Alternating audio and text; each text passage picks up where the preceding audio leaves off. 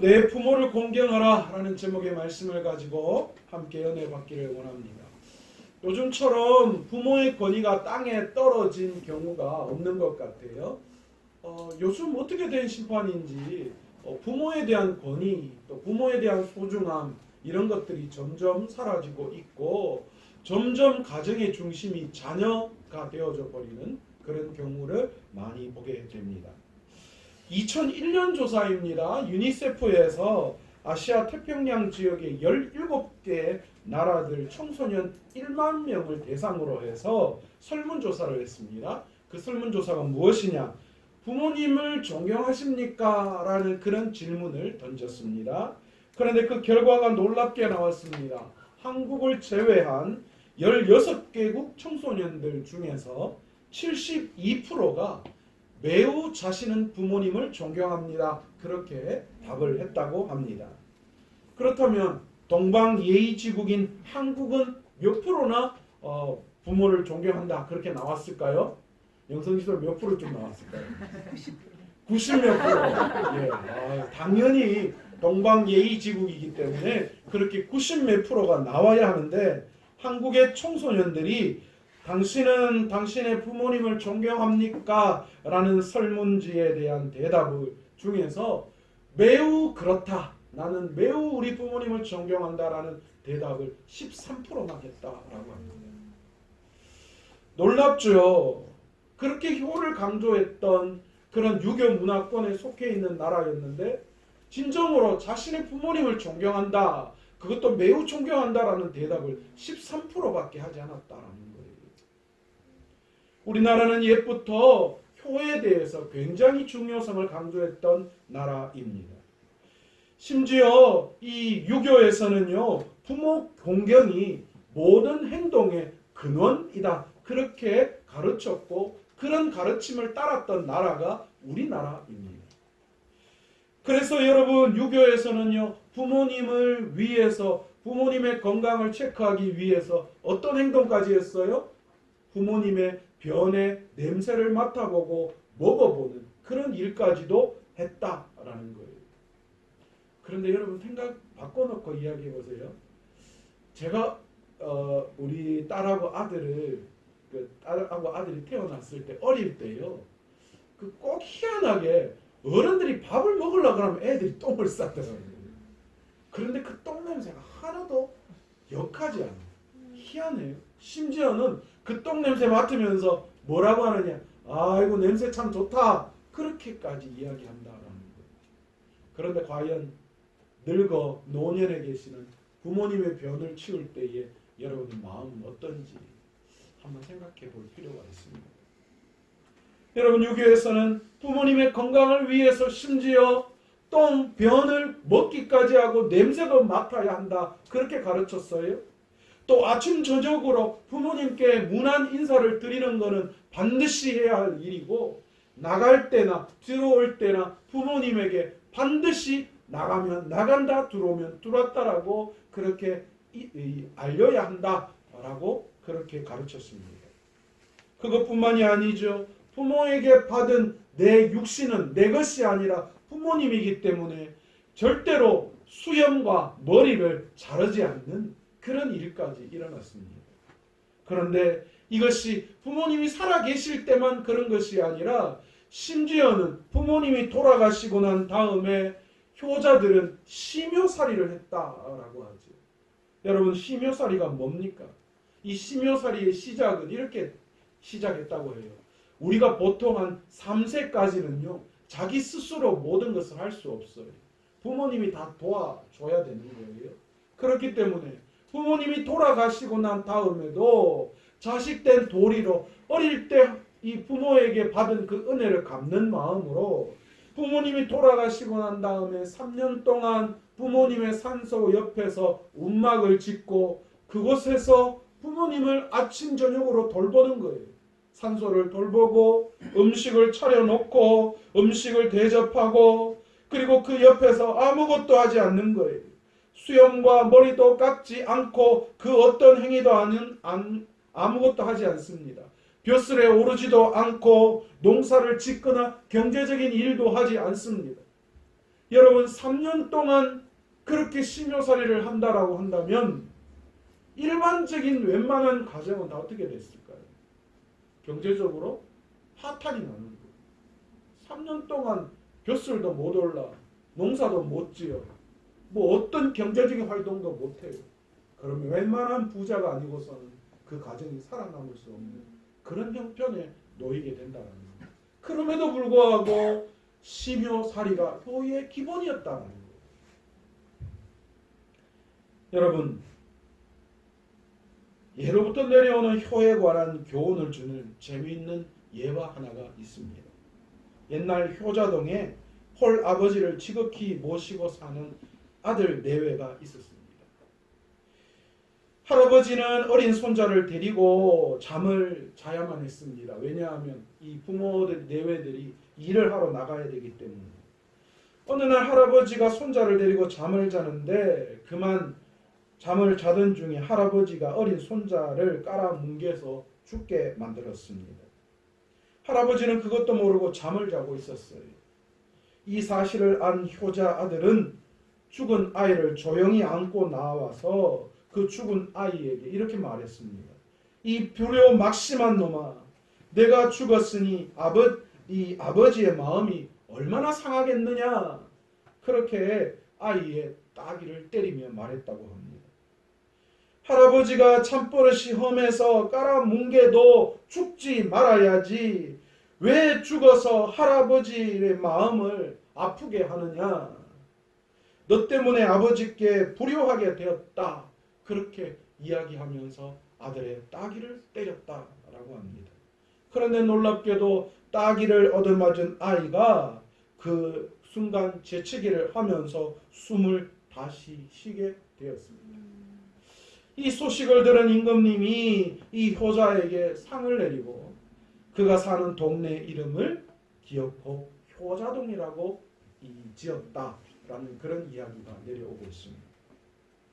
세상 속에서도 그리고 유교에서도 이렇게 효에 대한 강조를 우리에게 하고 있는데요. 우리가 믿는 기독교에서는 효에 대해서 어떻게 말하고 있을까요? 성경은 부모님을 공경하는 것이 첫 계명이다. 그렇게 우리에게 말씀하고 있습니다. 여러분, 첫 계명이라는 말은 순서와 가치에 있어서 뭐하다는 거예요? 가장 앞서는 것이다 라는 거예요. 유대인들은 구약의 율법을 긍정적인 면 그리고 부정적인 면 이렇게 나누어서요 603개의 명령으로 구분했습니다. 그리고 이 명령 중에서 부모를 공경하는 것, 부모 공경에 대한 명령이 가장 중요한 명령이다라고 해서 가장 앞세웠다라는 거예요. 여러분, 우리는 신약에서 어떤 율법사가 예수님을 찾아와서 질문하는 내용을 우리는 알고 있습니다. 이 율법사가 예수님을 찾아와서 뭐라고 질문하느냐? 계명 중에서 가장 큰 계명이 무엇입니까? 물었습니다.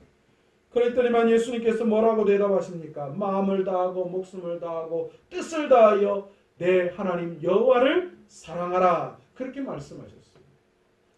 하나님을 사랑하라 라는 말씀이 첫 계명이라고 예수님께서 말씀하셨는데 바울은 에베소서 6장 2절에서 뭐라고 이야기하느냐? 내 아버지와 어머니를 공경하라.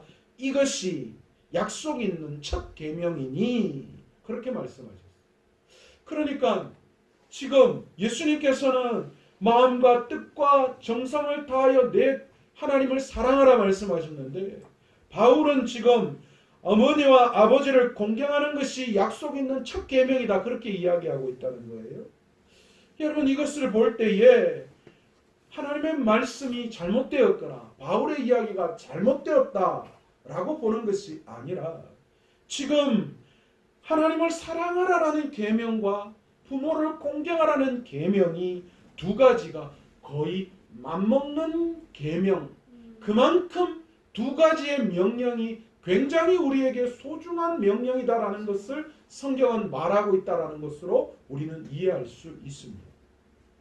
하나님께서는 이스라엘 백성에게 주신 10계명, 10계명을 중에서 제5계명으로 오늘 본문의 말씀을 하셨습니다. 너는 내 하나님 여호와께서 명령한 대로 내 부모를 공경하라. 하나님이 말씀하신 대로 내 부모를 공경하라. 그렇게 말씀하셨어요.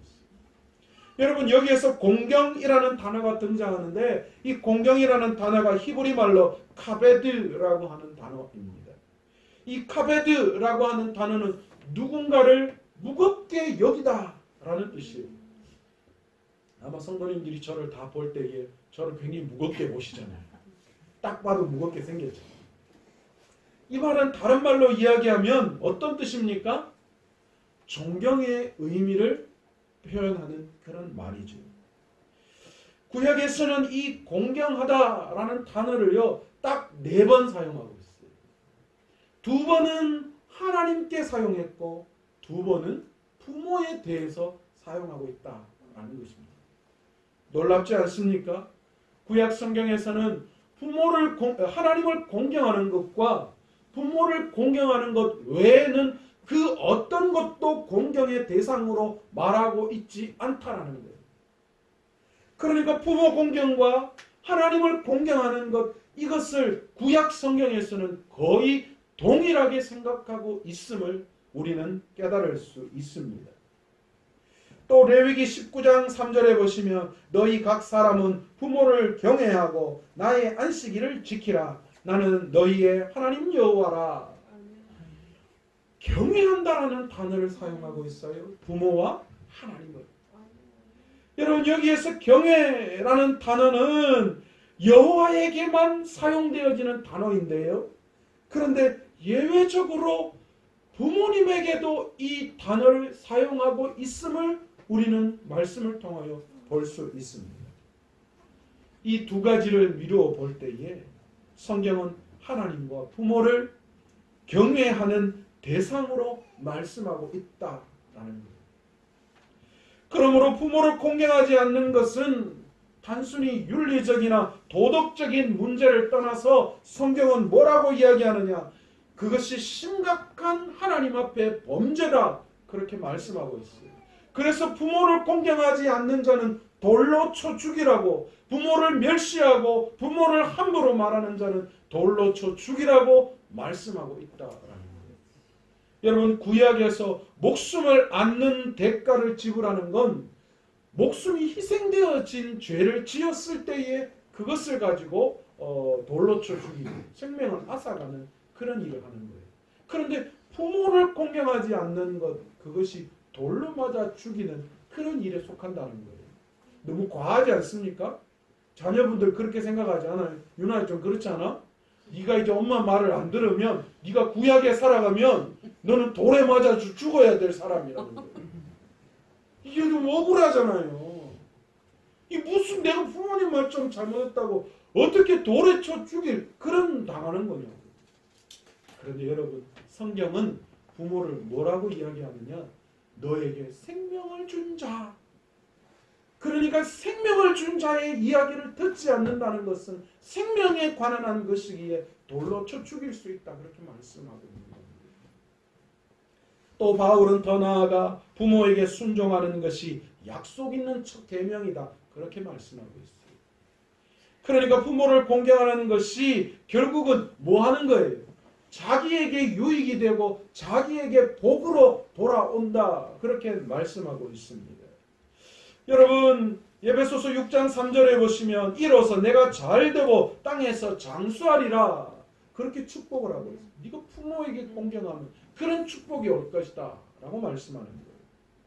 결국 부모 공경은 부모에게 복이 되는 것이 아니라 돌아보면 자신에게 복이 되어진다 라는 것을 우리는 깨달을 수 있습니다.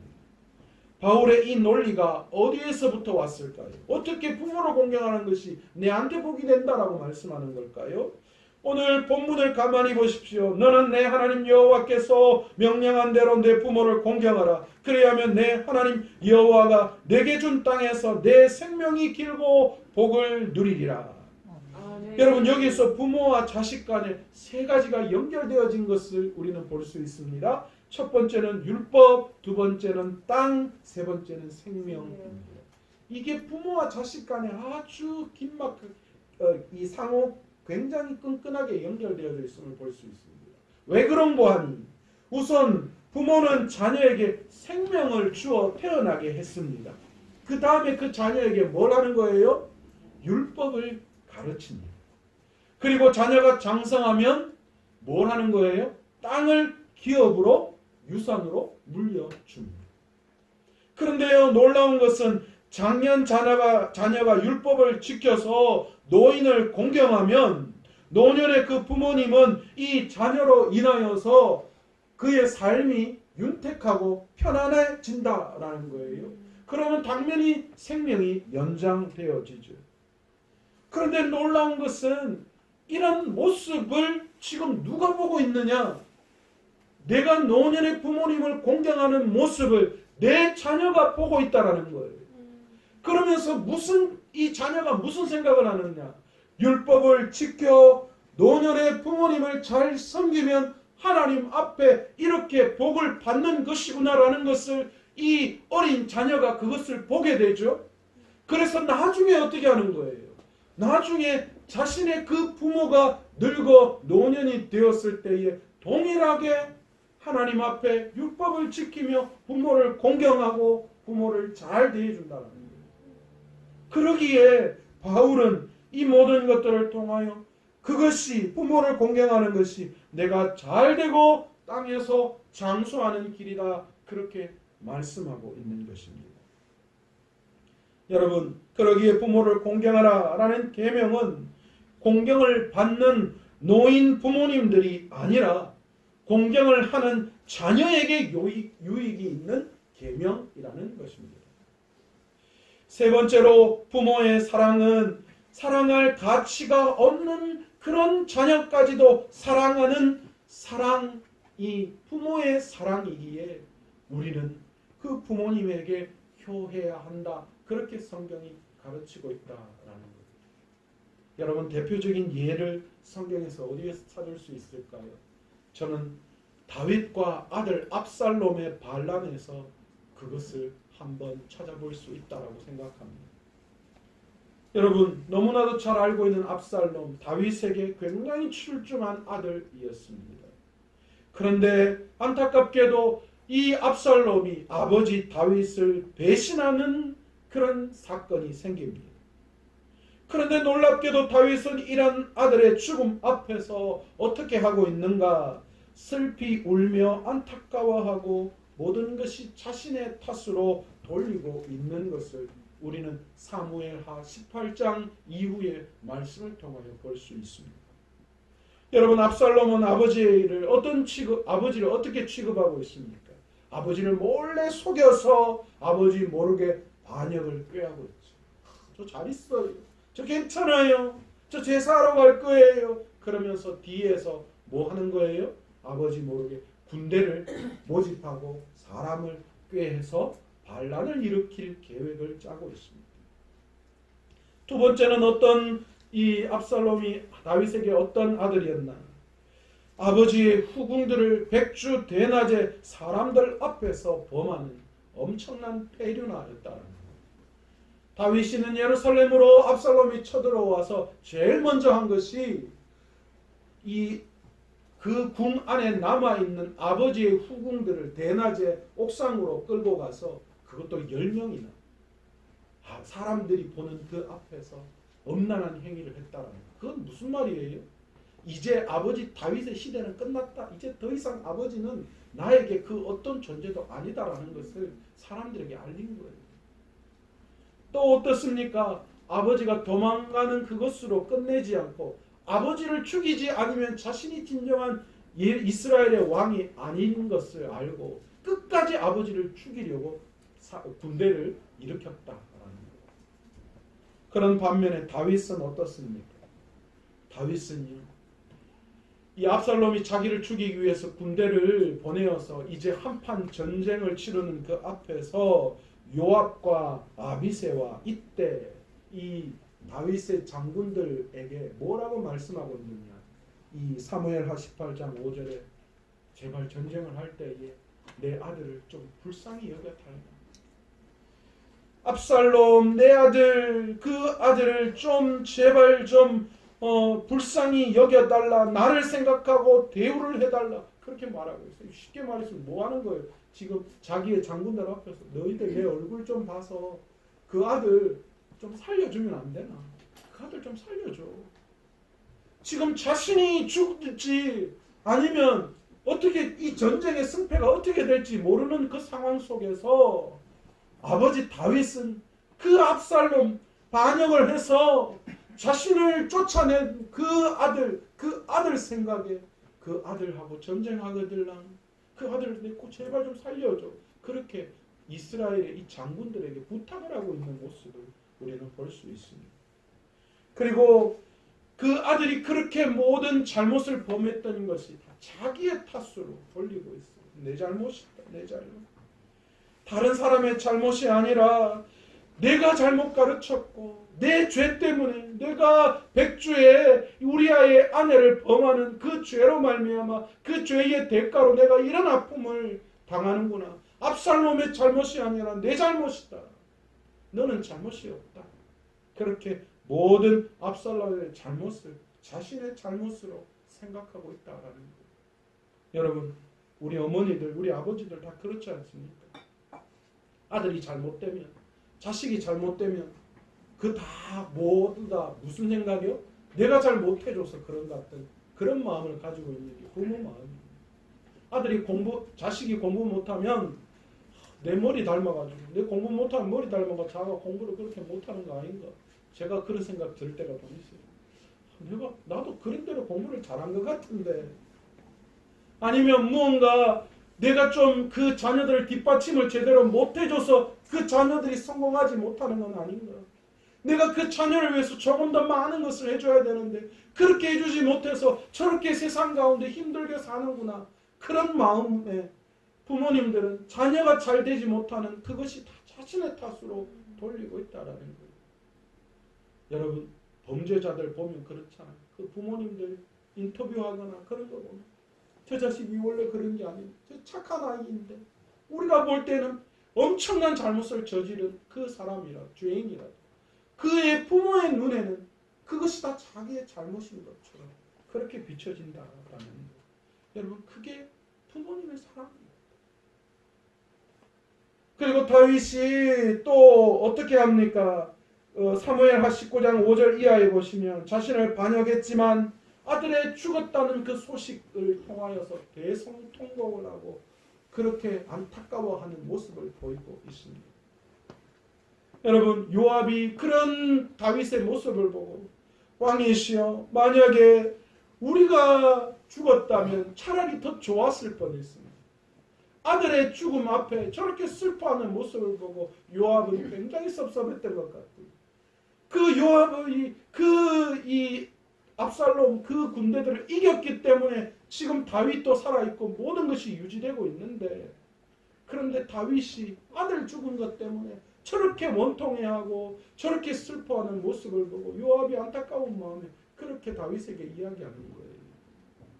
여러분, 다윗은 그만큼 왕권도 필요 없고 세상의 부귀영화도 필요 없고 그 어떤 것도 필요 없고 아들 하나, 그 아들에 대한 사랑, 그 아들을 잃어버린 그 마음 때문에 지금 슬퍼하고 있다는 거예요. 여러분, 부모의 사랑이 그렇습니다. 세상의 그 어떤 것보다도 중요하게 여기는 것, 세상의 그 어떤 가치보다도 자식을 사랑하는 그것이 우선되어지는 것이 부모의 마음이에요. 여러분, 이런 사랑 어디에서 많이 들어보시지 않으셨습니까? 바로 이 사랑이 하나님이 우리를 향해서 베풀어 주신 사랑 아닙니까? 아멘. 우리는 하나님 앞에서 도저히 용서받을 수 없는 죄인이었습니다.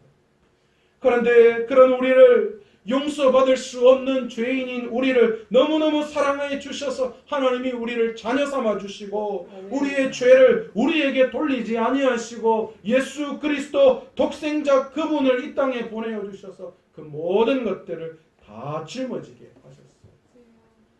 우리가 받은 하나님의 사랑이 바로 이런 사랑입니다. 아멘. 우리가 받은 사랑은 하나님의 아들을 희생하기까지 우리를 향한 사랑, 세상에 그 어떤 것, 심지어 자신의 아들을 희생할 만큼 그 어떤 것보다 소중하게 여기시는 분이 우리 하나님이시다라는 것입니다. 우리는 하나님께 너무 큰 사랑을 빚진 자들입니다. 육신의 부모님은 하나님께서 이 땅에서 하나님을 대신해서 우리를 길러주시고 하나님의 사랑을 맛보게끔 하기 위해서 우리에게 허락해 주신 보호자입니다.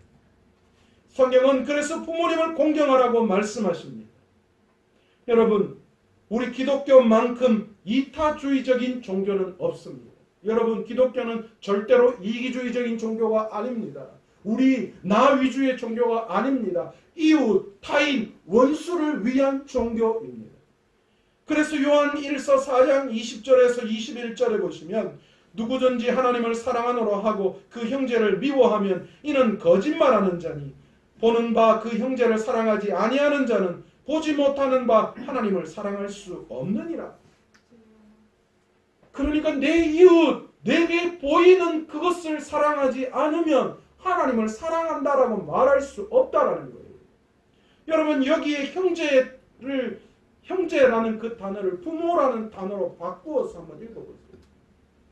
여러분, 육신에 보이는 부모를 사랑하지 않고 공경하지 않으면서 어떻게 눈에 보이지 않는 하나님을 사랑한다라고 이야기할 수 있을까요? 여러분, 그럴 수 없어요. 그러기에 육신의 부모를 공경해야 하는 줄 믿습니다. 성경은 그래서 하나님과 부모님을 동시에 공경하고 경외해야 한다, 그렇게 말씀하고 있는 겁니다. 여러분, 교회에 있어서 기독교가 유교보다도 못합니까? 그렇지 않습니다. 여러분, 우리 기독교는 하나님의 사랑을 가정을 통하여 드러내기를 원하시는 것이고 그 부모의 사랑으로 말미암아 하나님의 사랑을 맛보게끔 하기를 원하시는 분이십니다. 그렇다면 우리가 부모님을 공경하기 위해서 어떻게 해야 할까요? 첫 번째, 부모님의 사랑이 얼마나 큰지 날마다 항상 되새겨야 합니다. 여러분, 우리 신앙도 마찬가지잖아요. 우리가 하나님께 받은 그 사랑을 되새기지 않으면 금방 우리의 마음이 퇴색되어버려요. 여러분, 우리가 날마다 우리에게 베풀어 주신 하나님의 그 사랑을 생각하듯이 우리 안에 우리에게 베풀어 주신 그 부모님의 사랑을 날마다 기억하고 날마다 행동할 때에 우리의 생각과 행동이 변화되어지는 줄 믿습니다. 아멘. 여러분, 제가 우리 교회 와서 처음에요, 제가 사역했던 부산하고 이렇게 자주 왔다 갔다 할 일이 있었어요. 그런데 참 희한하죠. 처음에 왔다 갔다 하니까 이게 얼마 거리가 되지도 않고 시간도 얼마 안 되더라고요. 그래서 부산에서 어떤 목사님들이나 성도들을 만나면 목사님 멀리서 오셨어요. 그럼 아이고 아닙니다. 뭐 금방이었습니다. 금방. 뭐 멀지도 않네요. 요즘 자주 와야 되겠네요. 그런데 웬걸 한 3개월 4개월 지나니까요, 이제는 멀어요. 왜 이래 멀지? 왜 이래 멀까? 그런 마음이 자꾸 생기는 거예요. 지금은 부산 한번 내려가려면 날 잡아야 돼. 이거 왜 이래 멀어? 그 생각들을. 여러분, 옛말에 몸이 떠나면 마음이 떠난다는 말이 있어요. 여러분, 우리의 마음 속에 부모님을 가까이 하고 또 부모님에 대한 사랑, 그것에 대해서 늘 그 사랑을 생각할 때에 우리가 부모님을 공경하는 그 마음과 행동이 생겨나는 줄 믿습니다. 여러분, 우리 하늘에서 뚝 떨어지지 않았어요. 그 누구도 하늘에서 떨어지거나 땅에서 솟아난 사람 없습니다. 우리 모두가 다 미우나 고우나 우리의 부모님을 통하여서 육신을 입고 이 땅에 왔다라는 사실을 기억하시고 그 부모님의 사랑을 날마다 되새길 수 있는 그런 저와 여러분 되시기를 원합니다. 아멘. 두 번째, 부모님의 입장이 되어서 이해할 수 있는 마음이 있어야 합니다. 여러분, 역지사지라고 하잖아요. 저도 예전에요, 20대 30대 때는요, 이해 안 되는 것들이 너무 많았어요. 아니, 저 사람 왜 저렇게 행동할까? 아니, 왜 저 사람은 저럴까? 그런데 나이가 1살, 2살 먹어가면서요, 이해 안 되는 것들이 이해되기 시작했어요. 그게 나이가 먹으면서 상대의 입장이 되어보고 상대가 살았던 그 시대를 살아보니까 이제 그것이 조금씩 이해가 되는 거예요. 여러분 지금 부모님들 보면서 여러분 답답해하거나 우리 부모님 왜 이래 그렇게 생각하지 마세요.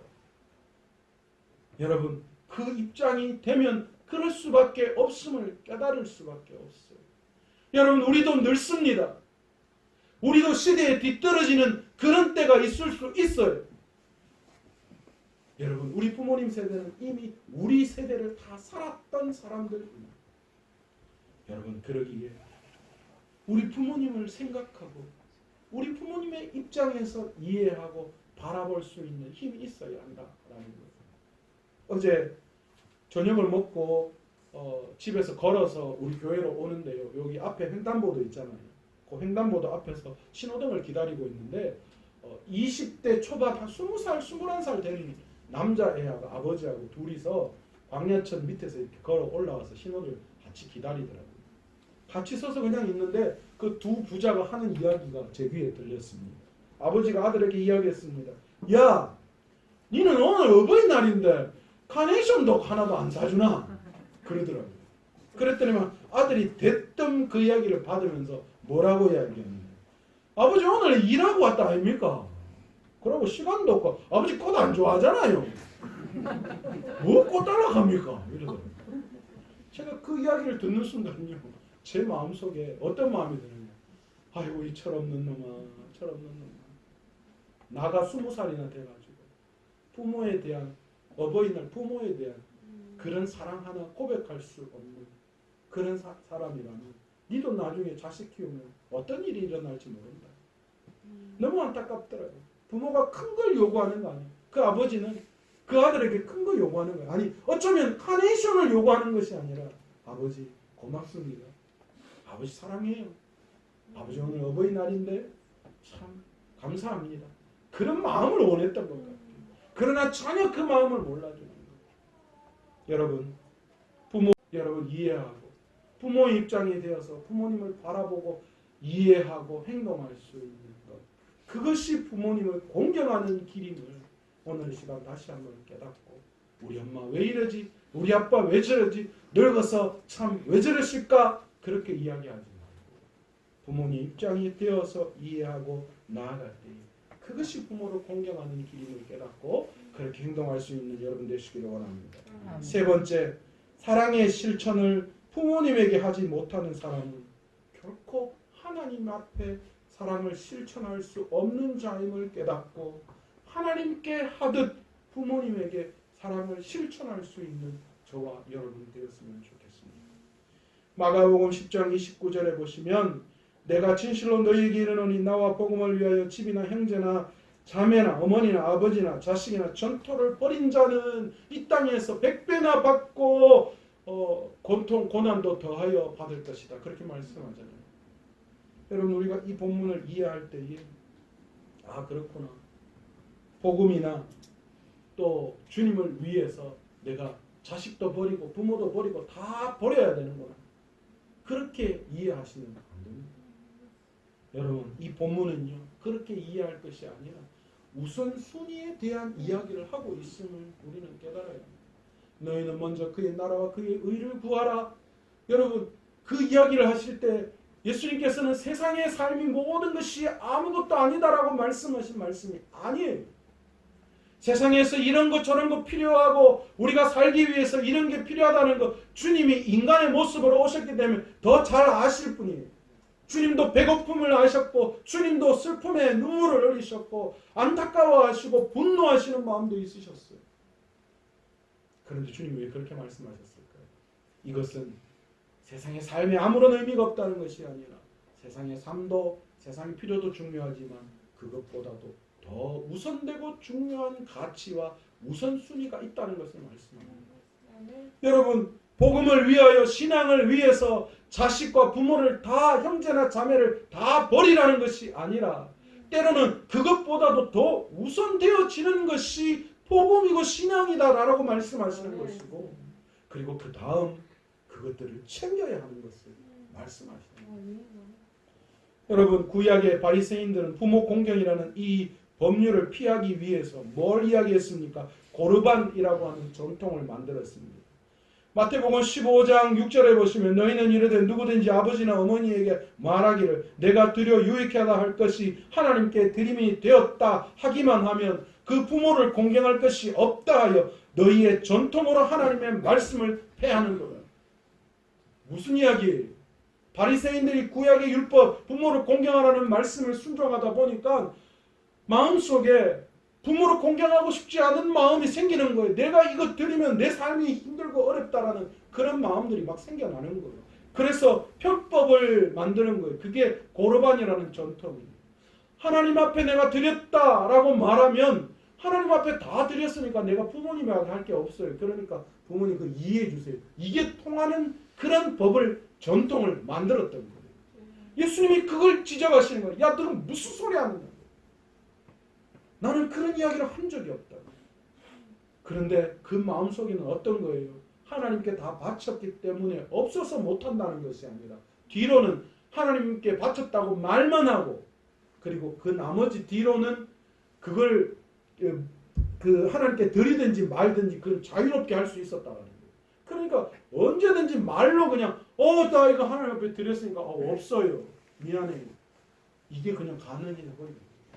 그걸 예수님이 지적합니다. 너희가 지금 너희의 전통으로 하나님의 말씀을 폐하려고 하는구나. 너희가 지금 다른 방법을 구해서 그 모든 것들을 회피하려고 하는구나. 그것을 지적하신 거예요. 이 백성이 입술로는 나를 공경하되 마음은 내게서 멀도다.